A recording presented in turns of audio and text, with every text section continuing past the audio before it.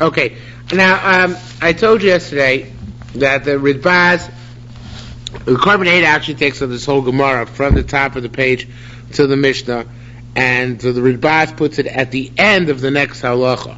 But I decided, going through the various different options, sifting through today, I decided to learn like the Pnei Moshe, that it is where it is supposed to be, although the Pnei Moshe does not learn it exactly the way I'm going to learn it, but I think it fits in pretty well, and I'm going to tell you what I think what it's referring to. Rabbi Yehuda asks a question like this: Kamat Amar Tamad, just like you say over there. V'yachlot tzad hakoni sheba bicholets I'm going to explain in a second. You bicholets the part which is acquired, and the next word should be, instead of v'yiftor, it should be v'yachnis tzarasa. Okay. Now this is referring back to a case in the Daf Nun Testament Beis, the end of the 10th paragraph. It says there was a guy, or a kid I should say, who was 9 years old, and he was miyabim, wife number one. Okay, in other words, that was his brother's, deceased brother's wife. He was miyabim her. Then later on, after he was bar mitzvah, he married wife number two. Okay, but he had not had relations since she was miyabim her with wife number one. Now he dies. The kid dies. So now his brother, what does his brother do? So his brother can do chalitza on one and yibum on the other. Why? Because he can do yibum on one of them, mimanav. You can do yibum on the second one, mimanav shach, right? Either the second one is either a yavam, because the second one is yiv. One second. You do yibum on. Well, anyway, I maybe do yibum on both, but he does chalitza on one and yibum on the other. Yeah. Okay, I got it. The first one he does chalitza because we don't know the bia of a ben test, right? Whether it's kind of legamri, it's only like mimer, right? So he does chalitza to her because we don't know if it was fully acquired or not fully acquired. And the second one he could do yibum. Now this is the unique case in Yevamos, right? The reason why it's unique is because we never find a case, and the Gemara is going to pick up on this later on, where you do both chalitza to one Yevama and yibum to the other. It's only this one case in all of Yevamos, right? It also depends which one he does first. If he does chalitza to one, he might do two chalitzas, right? Then he can't do yibum. Right, but he might do two chalitzas, right? And he couldn't do yibum on the other, but he might do two chalitzas, but he could theoretically do chalitza and yibum, right? So in this case, the Gemara asks over here, it should be the same thing. And this is talking about the case we had yesterday. The case I gave you the timeline on the board, right? So one wife was always married, and the other wife was married and then divorced and married again. So the Gemara is really asking, just like over there we had one case so far where he did chalitza one and yibum on the other, so to here do the same thing. Do chalitza on the woman who was divorced to cover the period when she was divorced, and do yibum on the second one. Okay, the one who was free and clear, there was never any gerushin, or vice versa. The truth is, I'm not sure, maybe it can work either way. But in this case, you have a partial problem. The partial problem is caused by the time she was divorced. Cover that problem by doing chalitza on her. Okay, do chalitza on her, and to take the other one and be miyabim her. So, will that work? That's what the Gemara is asking. You do chalitza to the one, to the one, the yachnis sarasa, and you do yibum to the other one. Avacha v'yachlot tzad hakonoi, it should be choletz the half, and it should skip shebekhtana because we're not talking about ktana necessarily anymore. V'yachnis sarasa, and do yibum and the other one all together. Okay, so that's Gemara's question, and the Gemara says Adat Makshe Ad Rabbi Lezer. Instead of asking this question on Rabbi Lezer, Now, Rabbi Lezer is the one who said, Rabbi Lezer the Amora said on Amud Aleph, that I tried all the rabbis, both in Eretz Yisrael and Bavel, and they all said that in this case where there was a marriage and divorce and marriage again on the one wife and a marriage on the other wife, that we can't do Yibum on either one of them, right? The Yibum is not permitted. So instead of asking this question on Rabbi Lezer, why the tzoros are why they're both usher, say that you could do chalitza one and yibum on the other one. Kashiyase al the Rabbi Lezer the Tana, because Rabbi Lezer the Tana is the one who in the Mishnah said that getting back to the case of a ketana, right? The case of a ketana where the one wife who was married, divorced and married, was a ketana at the time of the second marriage. So Rabbi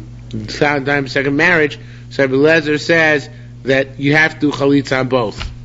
You can't do. Let me just make sure I'm saying it over right. Look back on Amud Aleph. Amud Aleph, it said that Amgar Shesisha at the top of the halacha. Amgar Shesisha, somebody who divorces his wife, the Chzira takes her back. Muteres liyavam.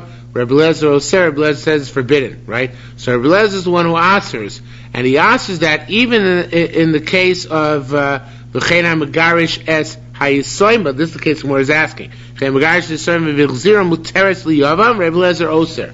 So he says even if the one wife who created the problem was a ketana, Rabbi Lezer says you can't do yibum on the other one. Why not? Says the Gemara. Let her do miyun. That the wife was a ketana at the time she caused the problem. Let her do miyun, repudiate the marriage. It shouldn't be a problem, right?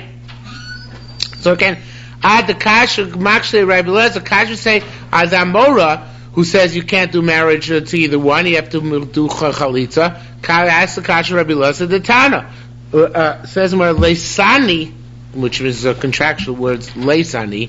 I cannot yochel mix other Rabbi Lezer. I cannot answer Rabbi Lezer. The Rabbi Lezer shamuti. Rabbi Lezer from Beis Shammai. And Beis Shammai aim amani el arusos. You can only do miyun when you are an aruso, not an nesua. And in this case, it's clear that this would says that he married her as a nesua, and therefore he cannot. Just the miyun is not a possibility.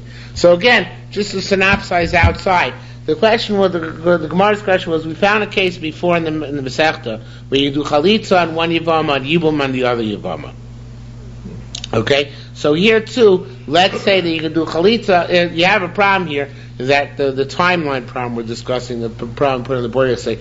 You have a problem here in that one yivama asks the other, because a reason which really shouldn't be a problem, because the divorce, if anything, should be it should be make it better, because then there's only one wife at the time because it was divorced. But if it is a problem, the Gemara is asking, do chalitza one and yibum on the other. And then the Gemara says, well, that's an interesting question, but that's a question on Rabbi Lezer, the Amora, who holds that neither wife is mutter. But I have an even better question, Rabbi Lezer, the Tana, who says that even where the problem generating woman, the one with the broken timeline, is a ketana, that you still are not allowed to marry either one of them. In that case, at least let's say that she could be mine. She could create a marriage and let him do yibum on the other one. And the Gemara says, no, that's not a possibility, because Rabbi Lezer holds like Beis Shammai that you can't do miyun once there was an isuin. And therefore, they both remain also because they remain co-wives, or one of them has a problem. Okay, so that's the discussion. If that was too confusing, then the Korban Eidah takes it all out. But I don't think it's so bad, and we'll come back to a similar question later tonight. That's why it is important. Okay, Shnei Achim Nesul L'Shtei Yisomos Ktanos. You have two brothers who are married to two Yisomos who are Ktanos, who are minors, right? Now they're two sisters, two brothers married to two sisters. Meis Baal Shachas, man, the husband of one of them dies. So takes Mishum Achos Isha. Since both of the marriages are on the same plane of either validity or invalidity, so you don't do there's no yibum chalitza necessary, since she's an achos ishto. The other wife, the wife of your deceased brother, was your wife's sister. Okay, the chen shtei charashos, saying is true if you have two deaf mute wives. It's the same issue. Now, Gedoylo Ktana, now it gets complicated. Not complicated, but tragic. Gedoylo Ktana, two sisters married to two brothers. One of the sisters is an adult, and the other is a child. Meis Baal Shoktana, if the husband of the child dies, so take to Mishum, so she goes Lashuk, because she's the sister of a wife, right?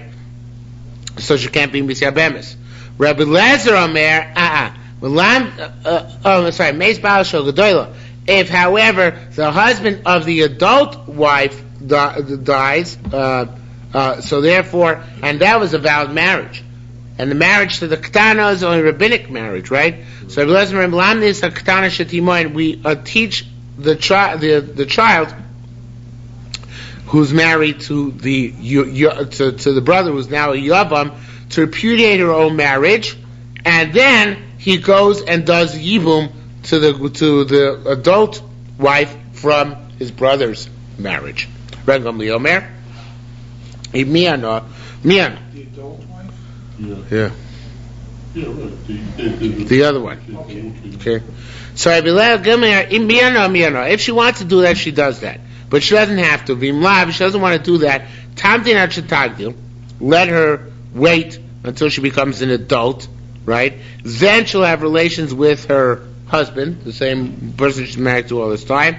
And at that point, the other one who was a kukol yavam all this time, who's waiting to be misabemis, goes out mishum achos isha because of the wife's sister. Rabbi Shuamer, no, worst of all worlds. Eila alishta wote him on his wife, veila alisha sachiv and wote him on his brother's wife.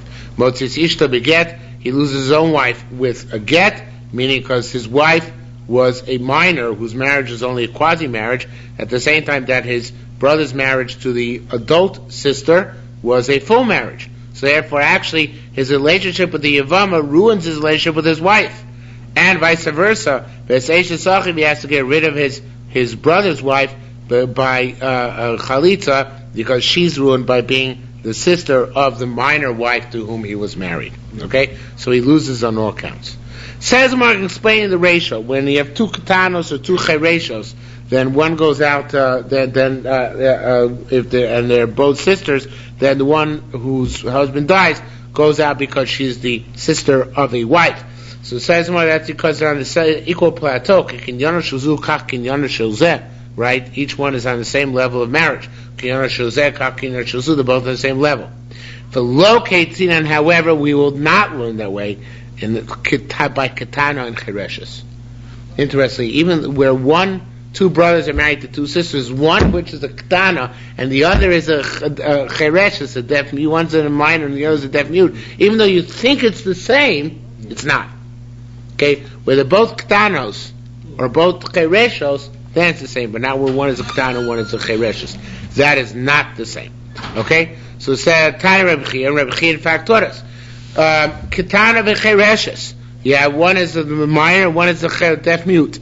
Meis ba'al ketana. If the husband of the minor child dies, so ba'al chereshes, the husband of the deaf mute, motzia beget, must divorce his wife. V'aktana tantina shetagdil, and the ketana must wait until she becomes an adult, and only then do chalitza. V'tachlutz miyat, ask for why she do chalitza immediately. Lazy you can't begin the Ramer because they're Ramer. The Ramer in Cholzi ve'miyad minesa Ketana. You can't do chalitza even for Ketana to Ketana. Shemati matzah islandness, because maybe she'll found be an islandness and be exempt from even chalitza. Now what about the other way? Meis Baal Cheresh, what if the husband of the deaf mute dies? So Baal Ketana motzia beget, the husband of the Ketana divorces his own wife. V'chereshes asura yisraola. The chereshes she's stuck because can a chereshes do chalitza? Ooh, but he can't. Why can't he do yibum? Because it's his wife's sister, ex-wife's sister, and therefore he can't marry her either. Other bal chereshes. What if he transgressed and had relations with the chereshes, even though he wasn't supposed to, right?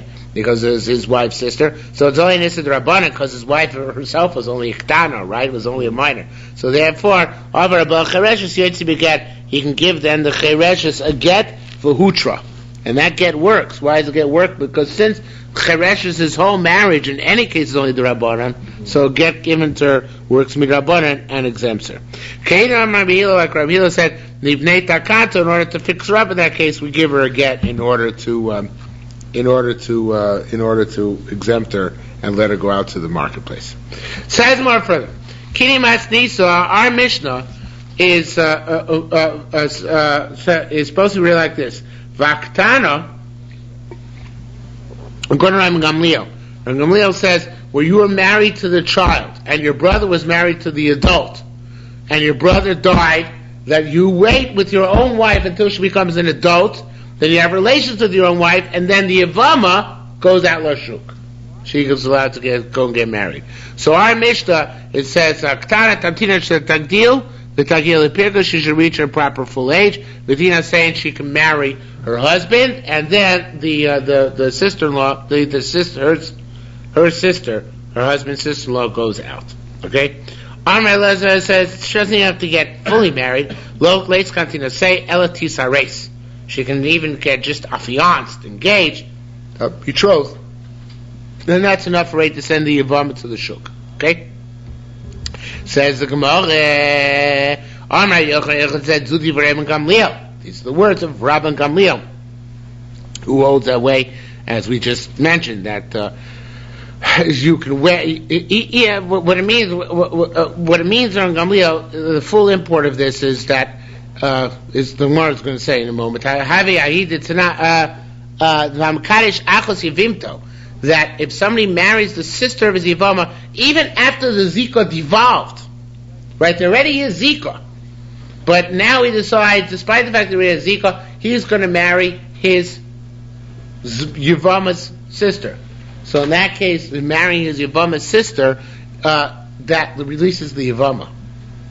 That's what I'm going to shoot. You and I would not have thought that way. We would have thought, since he already has a Zika relationship with the Yavama, he can't marry the Yavama's sister. But Gamliel does not hold that way. Maybe because Gamliel holds, and this is just thought off the top of my head, Gamliel holds, Chalitza is a Kenyan, and therefore Zika is nothing, and therefore you're allowed to marry at that point the Yavama's sister, and then the Yavama goes free. But if you hold Chalitza is a Ptur, then that means Zika is real, and then you would not be allowed to marry during the state of Zika your wife's sister, which might explain why the Gemara actually in the Bavli paskins in this Mishnah uncharacteristically like Rabbi Elazar.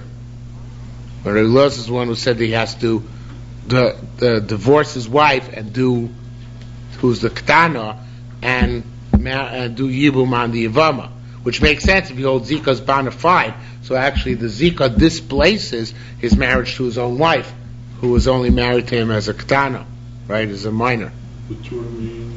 To release, supposed to mean being the acquisition. Okay? So it says the Gemara. Why can't you just say Zika Lav K'Knusa? What? Why can't you explain Reb Gamliel just Zika Lav K'Knusa? You can. You mean I'm beginning too blundish on it? It's possible. Yeah, that's okay. I'm willing to accept the criticism. It's possible. But anyway, so it says the Gemara. Getting to Yerushalmi rather than. Yeah, that could be. So it says again, as I said, if you marry the sister Yavama, even after the Zika already develops, Niftar Yivimto min Chalitza, Yavama is free, min Chalitza min Yom, she goes scot free. So it must be that which you learned over there, elsewhere. If you have a woman who's waiting to be Misyab Emes, and the brother marries her, this is Mekadesh, the sister, that is not valid. It says over there that we say, well, actually, it's a more complicated case over there. Is you have a Shemeres Yavam, who has two possible Yavamin, right? And one Yavam is betrothed the Yavama's sister, right? So we say you're not allowed to get married, you're not allowed to consummate your marriage until we see what your brother does to your Yavama, right? Only then will we know what's going to happen. So obviously that's not according to Gamliel, because according to Gamliel, we should say in that case that the moment this brother is married, even though after the Zika devolved, the moment he's married to the Yevama's sister, so his relationship with the Yevama has been severed, he doesn't have to worry anymore. So obviously that mission is not like Gamliel. Menachem Shem Rabbi Yochanan said, Halacha Rabbi Eliezer. Those are Rabbi Eliezer. Miana. If she did miyun, then it's a valid miyun. What? What are you talking about? Rabbi Gamliel said if she did the miyun, it's a valid miyun. Rabbi Eliezer Amar, Melamdi Mesaktana Shetimoyin Bo. It says we teach him to have his katana wife repudiate the marriage. So you're going to say, look, like Rabbi Eliezer, miyana. The Rabbi Eliezer says we compel her to do miyun. It says Rabbi Zia, Rabbi Chia, B'Shem Rabbi Yochanan said, halacha Rabbi Yeshua im miyana. They said halacha Rabbi Yeshua, if she does miyun, it's valid miyun. Says the more that doesn't work either. Rabbi Yeshua is the one who said in the Mishnah, catch 22, that he has no outlet. Oilo ishto, he has to lose his wife, who he has to divorce. Oilo ishisach, if he loses his brother's wife, who he has to do chalitza on. And you're going to say, well, it's Rabbi Yeshua, and if she did miyun is okay. Rabbi Yeshua said the exact opposite. Rabbi Hila, Rabbi Yossi, B'Shem Rabbi Yochanan said, halacha Kram Gamliel.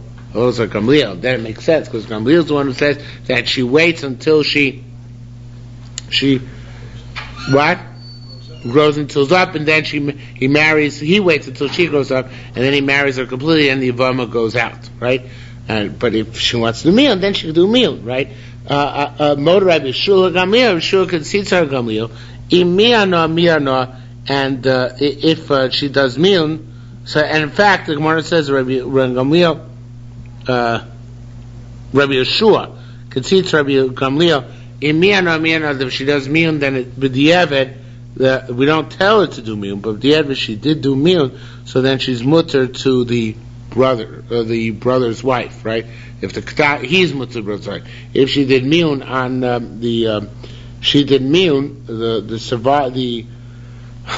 she did miyun the girl who was a ketana married to the yavam, right?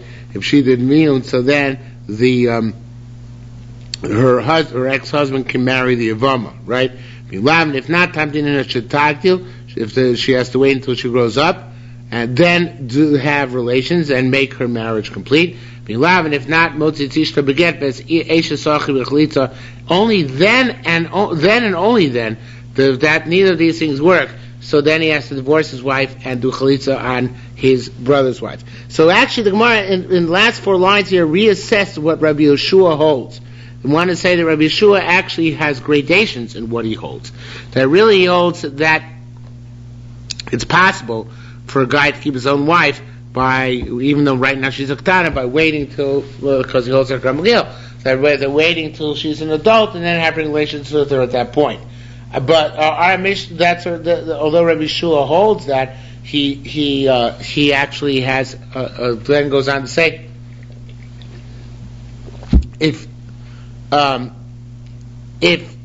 she wants, the ketana wants to repudiate the marriage, she's within her right to repudiate the marriage. And then the Yavam, who is her husband, can go and do evil because she repudiated the marriage. And then it goes on to say that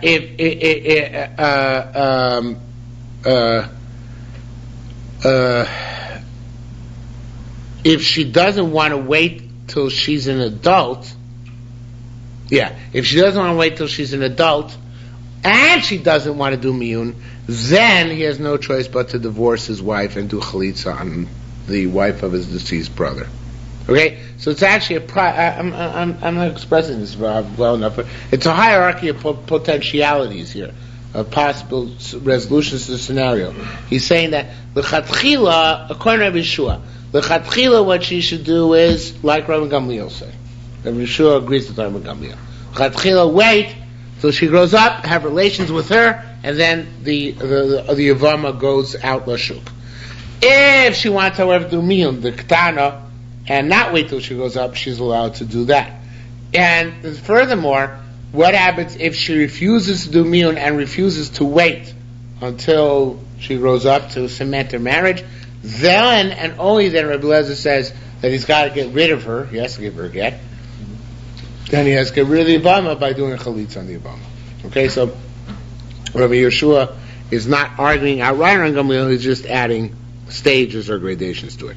And the Babli Paskins like Rabbi Eliezer, however, that we teach the girl to be mine and we do not give her option, we just tell her that we should do miyun. Okay.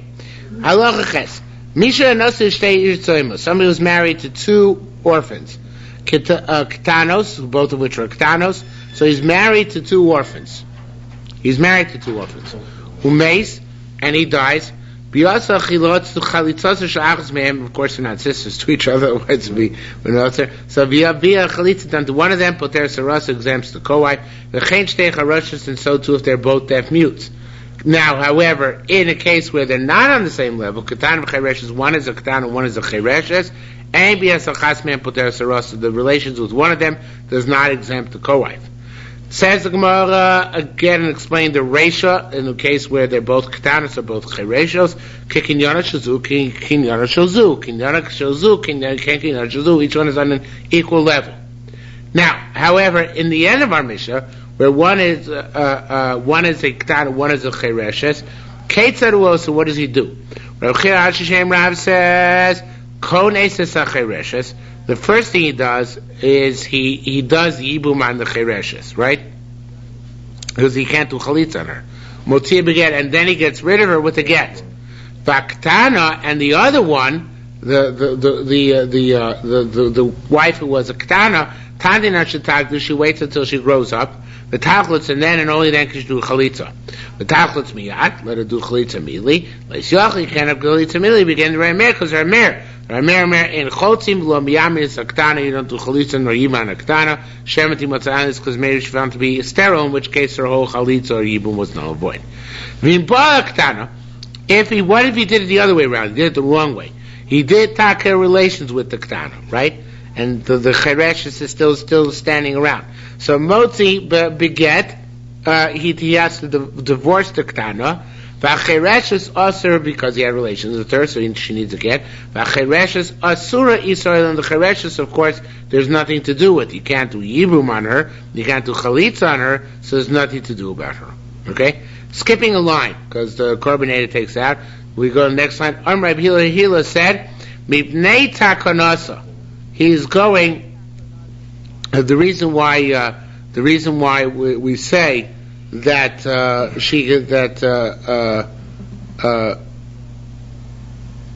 which case?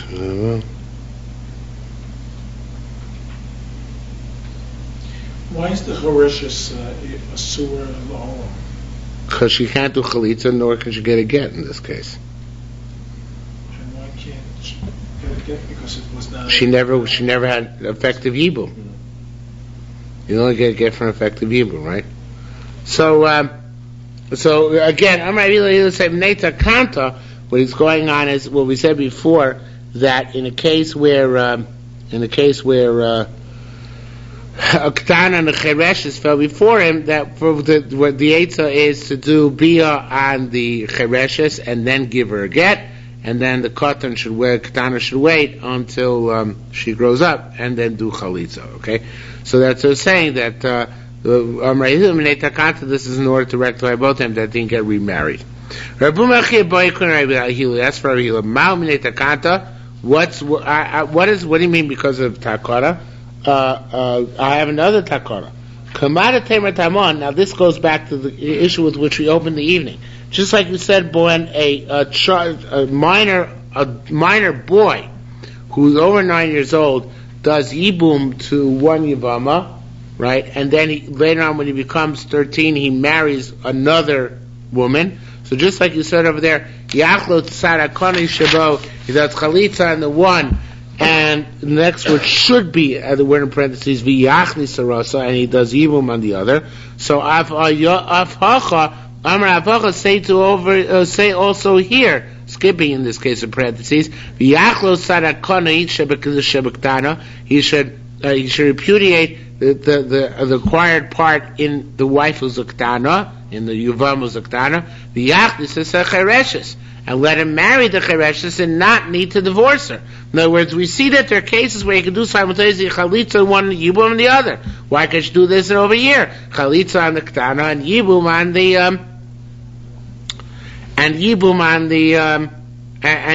the chereshes, on the deaf mute. Says the Gemara, Amar Lei, so he said back to him, Kain or Hashem Lokish, Hashem Lokish said, Xer Rabbanan, we can't do this. We never find a case where you have two Yevamos, one of which gets Chalitza and one of that gets Yibum. So the Ritba says, so what about the case which was the proof text from which we brought the Raya? We want to say it should be like the boy who did Yibum on one wife, on a Yevama after he was 9 before his bar mitzvah, and then he married his wife, right, the other one, completely after his bar mitzvah. So he said the one gets chalitza and the other gets yibum. So here too, let's say one gets chalitza and the other gets yibum. What are you saying? We never found a case where one gets chalitza and the other gets yibum. I have a case, right? So the Bar says no. He says a cute chap. He says there people don't realize that it's two Yevamas, because people think that since the first one he had relations with when he was under bar mitzvah, that it really wasn't yibum, and therefore they still perceive it as being the wife of the previous husband, the one who died and left her to the 9-year-old, right? So therefore people don't have that same Maris Ayin issue, where it's take the two co-wives, a Ktan and a Chereshes, who were married to the same guy, so then to do Yibum one, Chalitza and the other, something unheard of. The only reason why it's over there like that is because people think it's not the same guy, because they think that when he was 9 years old, even though he had relations with her, that's meaningless, and they look at it that you're doing Chalitza on somebody who was left from an older brother and Yibum on the one who's left from this brother. Okay? So that's what he said. So again, Rishim Lord says, "Lo matir shtei yevamos achas letzes v'achas yebem." This is no such thing as two yevamos. One gets chalitza and one gets yibum. Matir shtei yevamos. So we did find two yevamos. That's what we say to do over here. Achas chaletzes. One gets chalitza, v'achas yitzes begin. The other gets a get. So therefore here we do chalitza on the ketana and do marriage and then a get on the chereshes. Amar Lei. So he said, "Heva either tina tamon." So we learned over there. Maimer lezeh v'chaletz lezeh. If you did maimer to one and chalitza to the other, or you sure that you get the first one still requires a get, and that's obviously here the case as well. And even though one of the co-wives is chalitza, the other one requires a get. Okay, look at this. Pikachos v'chereshes. The two co-wives. One was intelligent and one was deaf mute. Bias ha-pikachos poteres ha-chereshes. The relations with the normal woman exempts the woman who is abnormal. But ein bias chereshes, obviously, if you're miyabim the abnormal woman, right, the one who's deaf mute, that does not help poteres pikachos. It doesn't let the other one off the hook. Okay. Now there's a catch here, says the Gemara. Pikachos v'chereshes. Although we said pikachos and chereshes, a sane woman and a deaf mute, bias apikachos poteres hachereshes, the relations with the intelligent one exempt the insane one, and ein bias hachereshes, and the relations with the insane one do not poteres, not exempt the pikachas, but elafoisel as a sapikachas. But the Maisa Yibum can't take place, because since there was a marisayin dika chalitza on the chereshes, so even the pikachas is up the creek. So the order is all critical.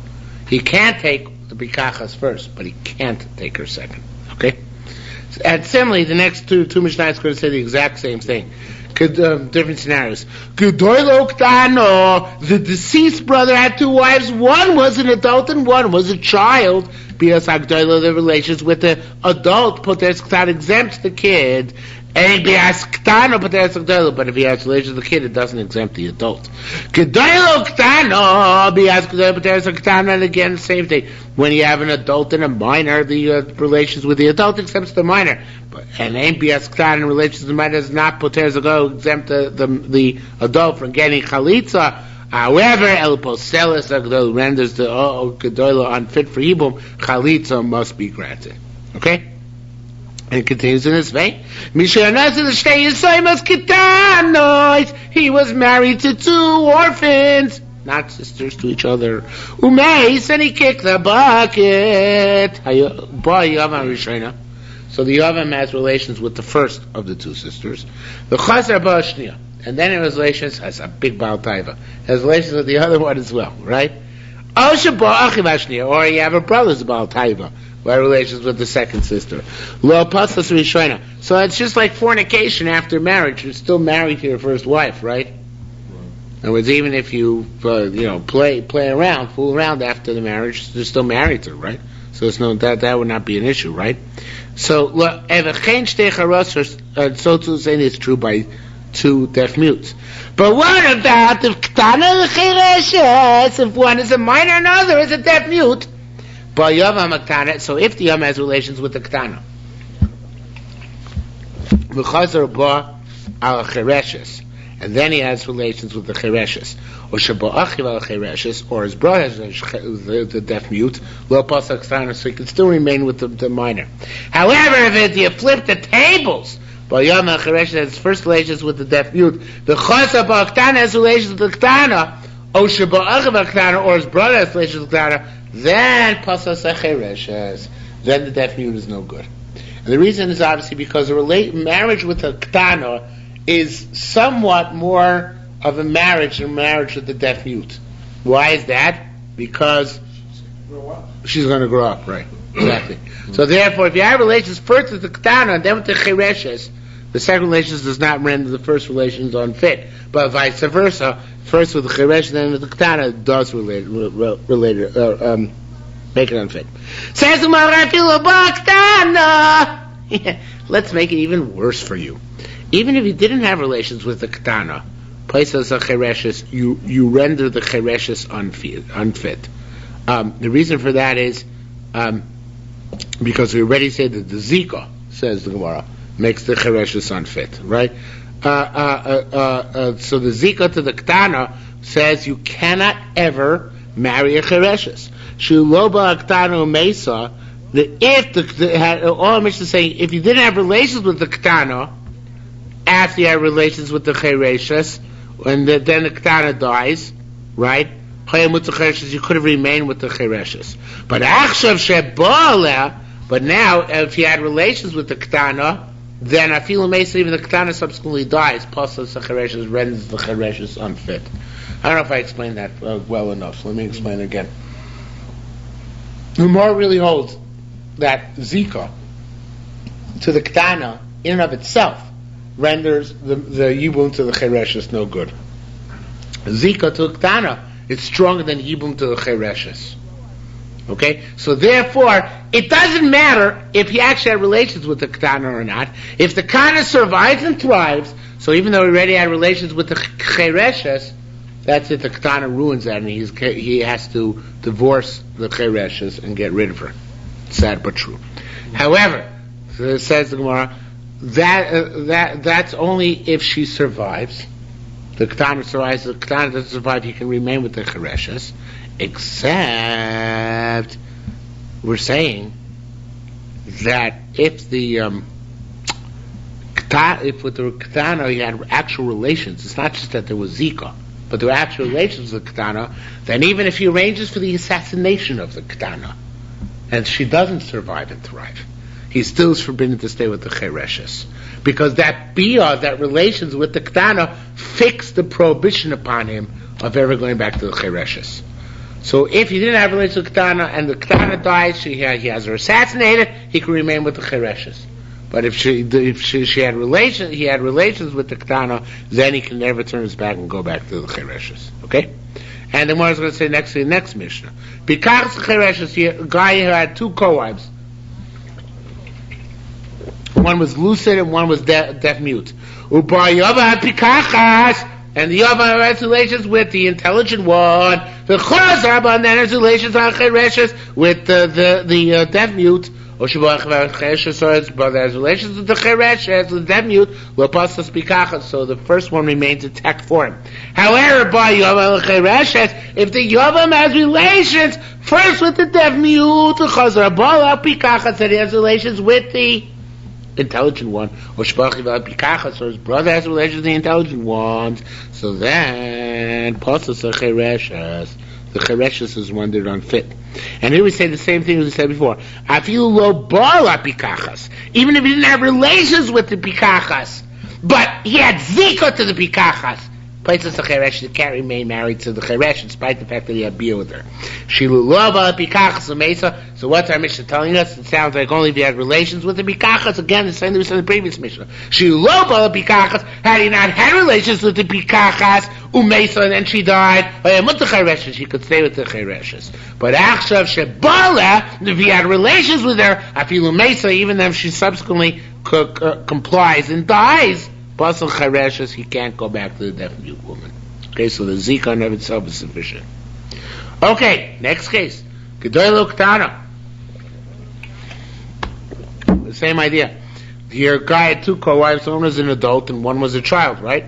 Yom has relations with the Gedoyla, Chazabah Ktana has relations with the minor, or Shabach Ktana, or his brother has relations with the minor. You sense a pattern here, by the way? Yeah, see a pattern? Okay, good. Just checking. Lo Pasal doesn't render the adult unfit.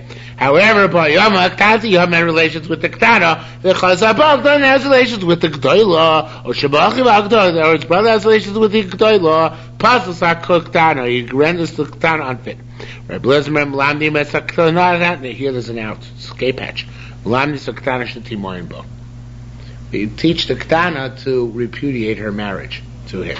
And then, of course, he can remain with the Gedoyla no matter what, right? In that case. Says the Gemara, he could self-possess, the Ktana remains the Ktana unfit. The only thing is, that if he didn't have relations with the Gedoyla, and she died, he could remain with the minor. But now he had relations with her, if she dies, the minor is unfit. Rabbi Lezer says that we teach the Ktana to repudiate the marriage, right? And that way, he gets to keep the Gedoyla, right? He gets the Ktana does not render in all the previous Mishnayos. If he first married the Chereshes and then the Bikachas, so he can't keep either one of them, right? But here, but here, where he first married the Ktana and then the Gedoyla, if the Ktana does miyun, then he can remain with the Ktana, with the Gedoyla, okay? Right? The Ktana, which he married first, is miyun, he can remain with the Gedoyla. Now, the next part here is supposed to be after the next Mishnah. So let's skip to the next Mishnah and then come back here, okay? Everybody's a child. That's the nursery school. Yeah, they're having Yavam Katan and Ktana. Obviously, the Katan has to be 9 years old. So he had some relations with Yavam Ktana. So Yikdaluzem and they should grow up together, play house for a while, okay? And then they can cement the relationship when they're adults. Bal Yavam Gdoila. What, however, if Yavam is a minor has relations with Yavam who's an adult, Tigalenu, so she raises him. Hayavam Shamra. Now switch gears. Hayavam Shamra. Why don't we put it in here? Go back now to the Gemara.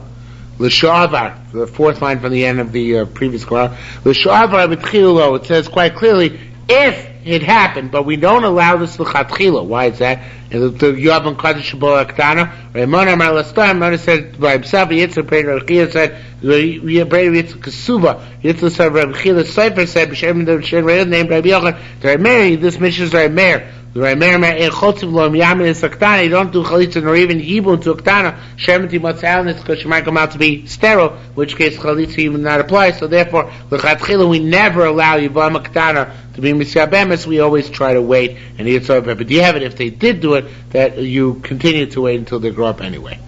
Okay, new topic. Last line. Hayavama Shamra v'tok shloshim yom. Enter a complete change of gears, shift of gears. Hayavama says within 30 days after her shiva is over. She says lo nivalti. Right? Which he didn't wasn't miyabe me. So we compel him to do chalitza. If it's more than 30 days, we ask him to do chalitza. What's the difference? So the Gemara is going to say, we're going to say men are animals, right? It's not going to use that language, but it's men are animals, and they can't restrain themselves for more than 30 days. You know, they have, a woman is available, so they're not going to restrain themselves for more than 30 days. So during the first 30 days, we believe her, and we compel him to give chalitza. After 30 days, we say, we can't believe you. Come on. He's a man. He must have relations with you. So we can't compel a chalitza, we can only ask politely that he give chalitza. Now why do we even ask him to give chalitza? Because she's shavia nafshi chati surah. She made it upon herself as if she's prohibited. Even though we don't believe that they didn't have relations, but she is compelled to abide by her statement that they didn't have relations, so she needs a chalitza. So after 30 days, we ask on her behalf, even though we can't compel a chalitza, because we personally assume that they already had relations. Okay? So, however, if he concedes that they didn't have relations, I feel even after 12 months, so once he concedes, so we compel a chalitza. If some a woman takes an oath, she doesn't want to derive any benefit from her stupid brother-in-law. She probably uses stronger terms to describe it. So in any event, so if she did it, if she did while her husband was still alive, so we give her the benefit that we assume she wasn't trying to exempt herself from the mitzvah, and we compel him to do chalitza in order that she be able to fulfill her vow. If it's after her husband's death that she took this vow, however, then we say, just trying to avoid the mitzvah, we're not going to give in to her so easily. So we ask him to give chalitza, we do not compel the issue. In this and if we know that she already intended to prevent yibum, dreaming during her husband's lifetime, then we don't ever compel him to give chalitza, we just ask him to give chalitza. Okay, now in a similar vein, says the Gemara, a similar note, Tainas Basulim. A husband can come and say, I didn't find Basulim from my wife, Shloshim Yom, Ad Shloshim Yom, Divrei Rabbi Meir. But not beyond 30 days. Because beyond 30 days, you say, well, you had relations earlier, why did you wait till now? He says, no, I didn't have relations till now. We say, hogwash. You're a man. You must have had relations before this. Only one night you get. Men are such animals. They're mamish pigs. They have one night, that's it. Right? Don't get any more time. If he doesn't come the next morning to Beis Din, as we will learn in the next Masechet Ksuvas, that's it. You can't claim Tainas Basulim anymore. She was in Nida. Okay, assuming she's not in Nida, right? Assuming we knew she's not in Nida. Okay? If he had relations, and if he didn't have relations the first night, even after several days, he could still have Tainas Basulim.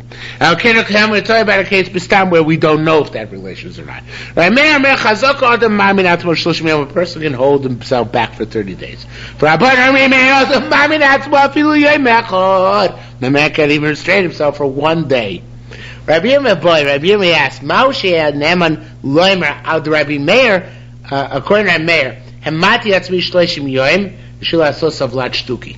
now he says, I want to restrain myself for 30 days, but not for monetary purposes. Here he's talking about, he doesn't want to give her ksuva, he doesn't, whatever the case may be. But here he says, this kid who was born after 9 months, not my kid, because I refrained for 30 days from having relations with her at the beginning of our marriage. Of course, later marriage, one can go 30 days without relations, but early in marriage, she says, no, I didn't have relations with her for 30 days. Do we believe him on that, or we only believe him for monetary matters? Even for yichus, that he's not the father, or we don't know who the father is. It's proven for our Mishnah. Yevamos says, within 30 days, didn't have relations. We compel him to give chalitza. After 30 days, so we just ask him to do chalitza.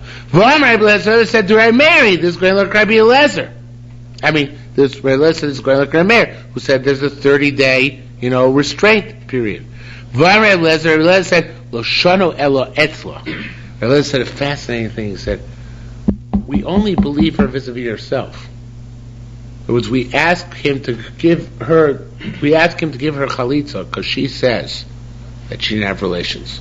But what if she had a co-wife who already got married to somebody else in the marketplace on the basis of the assumption that she had relations right away? Right? So that's okay. We say it's situational. she, we believe, vis-a-vis herself when she said she didn't have relations. But the Yevama, Lashuk, the co-wife, the Tzara Lashuk, she can assume that snap, crackle, pop, they had relations right away. Okay? So that's what he says here. I don't know why that metaphor came. I don't know why that came to mind. So anyway, it says, well, again, lo sha'etz. Right. It's only by her vis-a-vis herself. But not by her co-wife. So we see here that a ramification vis-a-vis anything other than their internal relationship and their monetary relationship is not, there's no credit giving to this 30-day restraint period. So what do we say here? Just like we say over there, lo hakol mimenu, she doesn't have the right to cause harm to her co-wife. So too, lo hakol mimenu, he doesn't have the right to cause harm to his son's lineage. Now, Kiada, another case which is similar in import to ours, Hu Amer Ba'alti. He says, I had relations. It's not exactly the same, it's a related case. He says, I had relations. She says, I didn't have relations. He says, he concedes to her afterwards. He says, like, Taka didn't have relations with her. Lo kol mimenu. We don't accept it at this point, right? He already said he had relations, so he can't renege. We go by what he said at the initial point, right? So he can't renege and say I didn't have relations if he already said he had relations, and therefore he has to give a get, right? If he said, however, at the beginning he agreed to rate to what she said, and they both said we didn't have relations, if they're willing both to say that our whole mission is based on the premise that they're arguing. And there we talk about 30 days, right away, those parameters. But if they both say they didn't have relations, we have no reason not to believe them. And then we believe them even 6 months later. Okay? The chazaka that they had or had not relations is only applied internally when there's dissension between the two of them. But when there's no dissension, so we go by whatever they say. Right? Chavraya boy, the Chavraya asks, Manake, what are you talking about? In Commissioner Rishon, it says here we compel chalitza. What are you talking about? In Commissioner Rishon, Shamana Shemutal Yabeh. Like Mishnah Rishon, originally they used to do yibum. Why would we compel a chalitza, right? And in Commissioner Rishon, even if it's like Mishnah Achroina, like nowadays when we don't do chalitza, Shamana Shemutar Lachlotz. Where it's permissible to be chalitza. Shamana Shekoivin. Do we ever compel chalitza? What does it mean we compel chalitza?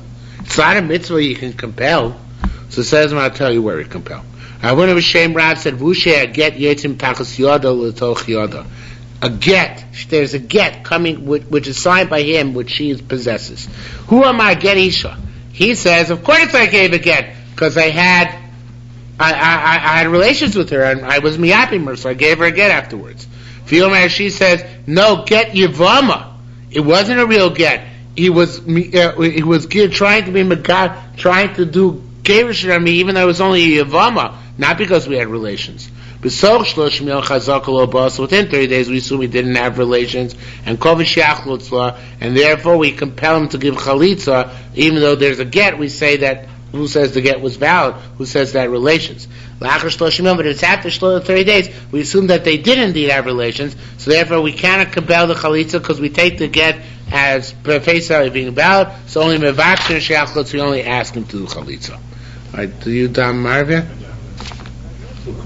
Oh, so we finished back. Rabbi Yossi asked, Lacha shloshim yom chazaka baal vat oimer koifin. I understand. So you're saying after 30 days of chazaka, he definitely had relations, right? So I could say we compel him to do chalitza. Now this is going to the end of the Mishnah.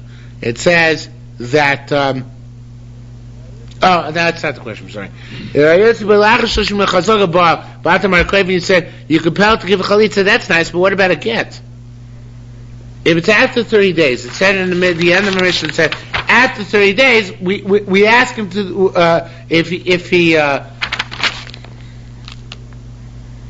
after days, we ask him to do chalitza, right? But why don't we ask him to give a get? If it's after 30 days, it's not enough for him to give chalitza. You also give a get because we assume they had relations, right? And once they have relations, she's a yevama, so you need a get.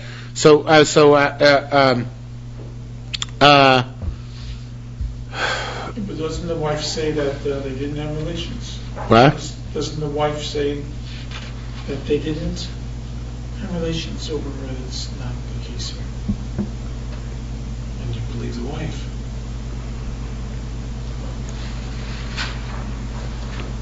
It's what did it say? I don't know. What are you referring? Well, What does the wife say here? Well, we don't ask her. no. She says she wasn't. So we're going to the case top of Ein Hayim Ralph. La'achar shloshim yom, after this makshim shechlotza, we asked her chalitza. What? All right. Right. So she says she didn't have relations. He says he did have relations. So we asked him to do chalitza, right? Mm-hmm. So the question is, what about a get? So. Because he says the wife says there was no yibum, so there has to be a chalitza, not a get. No, but he says he did have relations with her. Because he says he did, and we believe him. That's what we only ask, right? So actually, there's a gear problem I didn't notice before. It should be Baal Vatamarn. You said it shouldn't be kofa. It should be mevakshin, right? It's a mistake. It should be mevakshin. So the question is after 30 days, right? So it's only mevakshin. But the question is, why don't we require a get? Elakini. So this is the way to read Mishnah. Avuna B'Shem Rav said, "Vushi a get yotzimi to tochiyada l'tochiyada." There already is a get. There is a get. Who amar get isha? He says it's a get of a. I gave her a valid get because I had relations with her. V'yomer's get yivama.